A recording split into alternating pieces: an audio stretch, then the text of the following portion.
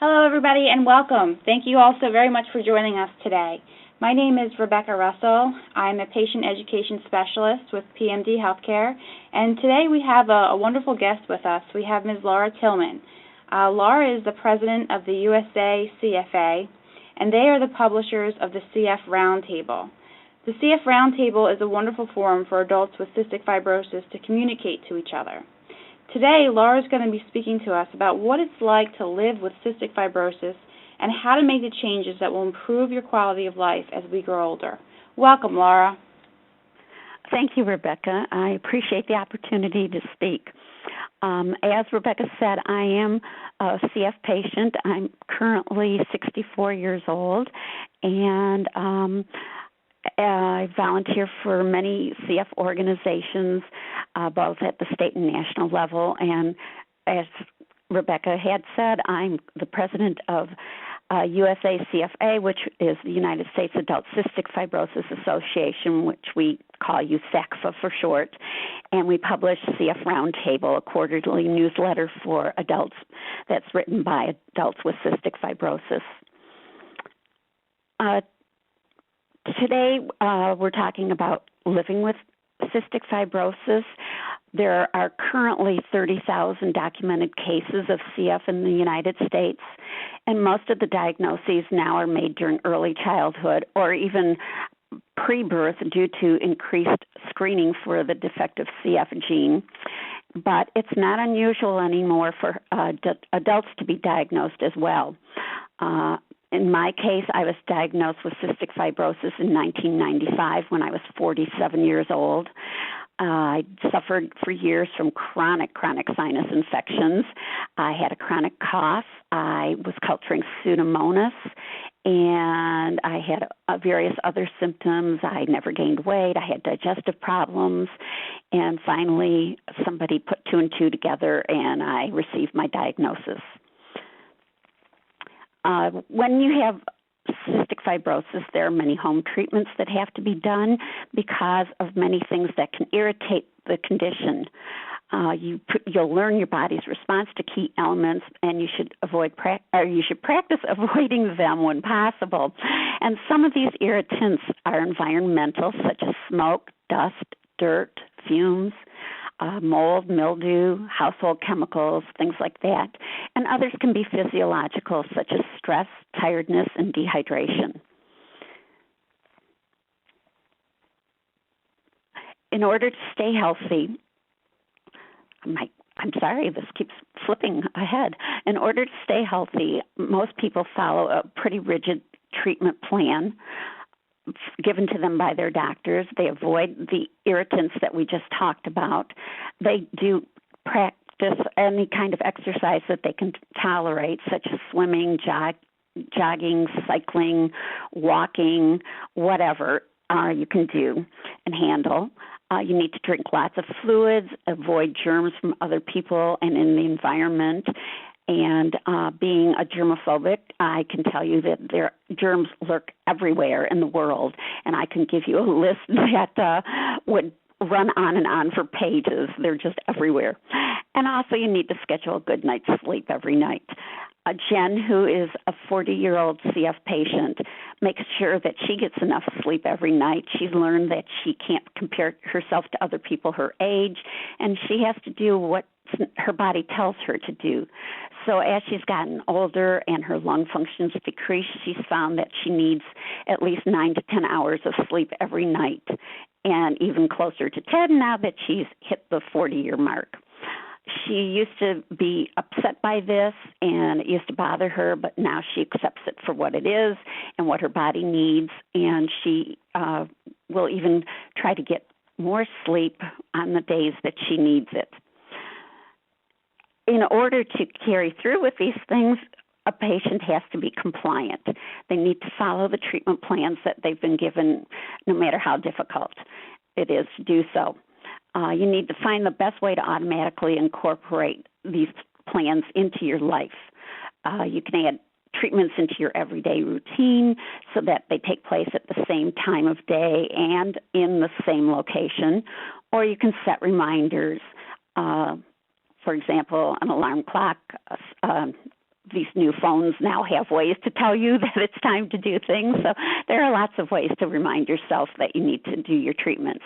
And as Paul, who's a CF lung transplant patient, says, various problems will happen and you'll have to plan for it. So you need to be prepared, even though it's nice to not always do things at the same time. And sometimes things interfere, but you need to be prepared so that you can get them done. As we get older, aging puts some extra pressure on our bodies, especially when you're already dealing with CF. And some of the problems of getting older with CF is how do you know if what you're feeling is due to normal aging or whether it's from your cystic fibrosis. And what you need to do is listen to your body, get to know the everyday aches and pains that you have, and embrace those. You need to monitor your lung function to see if it's declining, and if it is, you'll know that your CF treatments may need to be tweaked a little. And you need to kind of just embrace and know that getting older feels good and know that the additional aches and pains of each passing year is a birthright that not only are you suffering, but your friends are also suffering as they get older. So you're not alone in that. Jeannie, who is a CF patient and also a physician, turned 50 this year, and she's realized that she has to make some lifestyle changes. She has to reassess the activities she participates in and decide what she can handle on any given day. She's had to limit many of her activities like working, shopping, volunteering, and instead step up her CF care, which means increasing her exercises, incorporating yoga, massages, and increasing the frequency of inhaled treatments. She feels it's a balancing act that in the past she was able to have a jam-packed schedule and deal with it and enjoy it, but now she has to reschedule if her activities are too jam-packed. Her breathing treatments and rest take precedence over anything else. When she does feel good, she knows that she can accomplish a lot in a day, but if she overdoes it, then there's consequences, such as she will develop hemoptysis, increased coughing, or wheezing. And so she's learned that she really has to use common sense in planning her days in order to be able to take care of her CF as well. Darlene, another CF patient, has a father who always said to make CF normal, and therefore they tried to live their life as normally as possible. They always had ski passes, bikes to ride, plenty of chores to do, anything that anybody else in the family would be doing. And she said that the things that come with CF were incorporated into her life, just like brushing teeth and washing her hair and washing clothes. It was something that had to be done, so, just do it and deal with it. She does set up appointments with herself for doing her therapy, and she's found that watching TV at the same time helps her to do her therapy and helps the time to pass by. And she's put a long tubing set on her nebulizer so she can sit in different places to do her nebs, and she doesn't feel so confined when she has to do her treatments. She's also learned over the years that she has to be less fussy about things, and so gardens aren't as big and elaborate or as tidy as they used to be, and she has to pick and choose what she'd rather do. So if she would rather go bike riding and gardening, she'll do that, but to a lesser degree. She doesn't think much about more medications. If something comes out, she might be motivated to try it, or she might not because they just take more time. But she can always tell herself not to look back and start again to be better. And as far as getting older, she feels that she's now equal to her peers because they're starting to ache and slow down and go to the doctor more often as well. So she feels that she can welcome her friends to her world because not only are they slowing down, aching, going to the doctor, but they're watching what they eat and trying to get healthier and looking at their mortality, which CF patients do much of the time.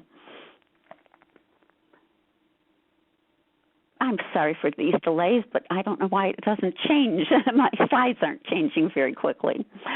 As we get older and we have CF, or just even as we just get older, we need to live every day to its fullest. And you need to fill each day with the things you love. You need to work on them when you feel well enough to do your best. You need to know when to say no. And that was one of my biggest problems when I was diagnosed with CF. I thought I could continue to do it all. I could incorporate CF and all that it involved into the life I was living, and that it wasn't going to change me whatsoever. And this was just going to be a little glitch that I could deal with around everything else. And I found that I learned very quickly that I needed to learn to say no, because it was just overwhelming. You need to find things of interest that will take your mind off your situation so that you're not always preoccupied with cystic fibrosis. So a few ways are to get involved by volunteering or joining your local CF support organizations or joining online organizations. Volunteering, I have found, has been a wonderful way to forget about my CF and related issues with it. I do volunteer both in person and online. My volunteering in person is at the local library, so I'm not around, hopefully, too many sick people because they're not walking into the library if they're not feeling well, and hopefully there aren't too many others with CF who are coming around. So I found that there are certain ways that I can volunteer in person and not jeopardize my health, and I've also found that doing things online has takes a lot of time and effort as well. And if there are any questions, we'd be glad to answer them. And I'd like to thank you for listening to this webinar today. Thank you so much, Laura. That was wonderful, very informative, and really, really helpful. So we definitely appreciate your time. And, if anybody has any questions, like Laura said, feel free to go ahead and enter them. There's a Q&A box at the top of the screen. Or you can always give us a call at 888-PMD for you, and we have people on by waiting to take any questions that you have. So thanks again for your time, and have a wonderful day. Bye-bye.